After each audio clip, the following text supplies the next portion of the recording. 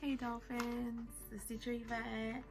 I'm just gonna read a story for you guys, and this story is special because we read it in our classroom.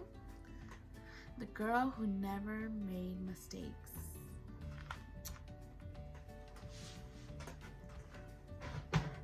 So it's by Pett and Gary Rubinstein and illustrated by Pett.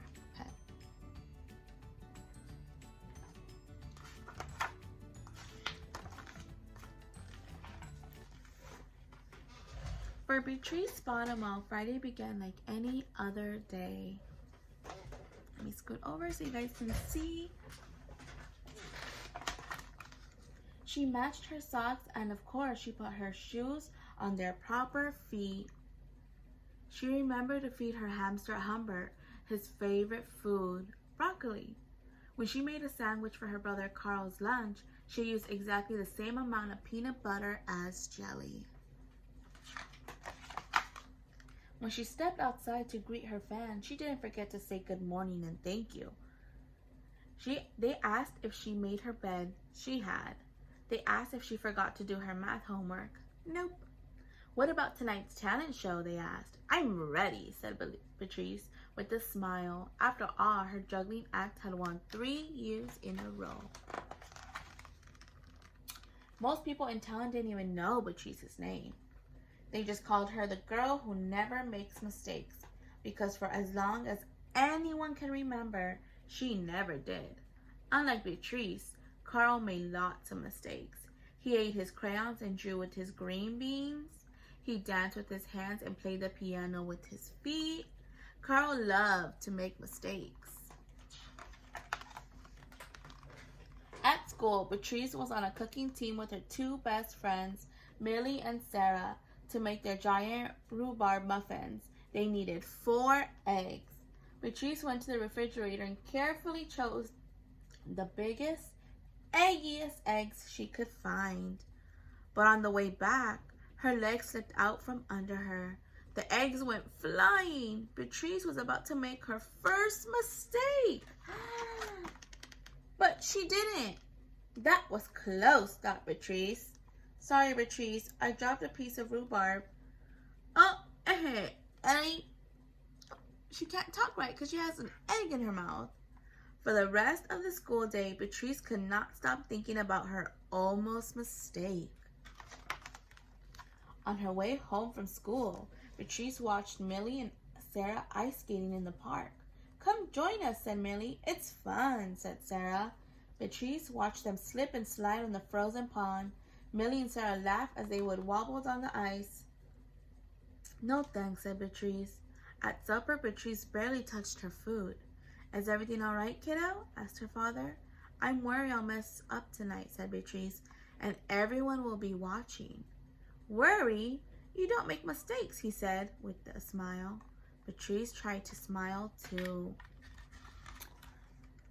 Look at her little brother. What is he doing? He's eating with his foot. Do we eat with our foot? No.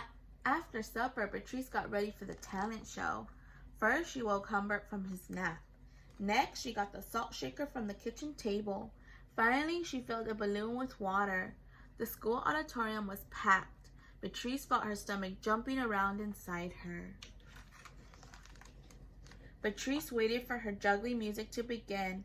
That's her. That's the girl who never makes mistakes, said a woman. Oh, we know she'll be perfect, said a man.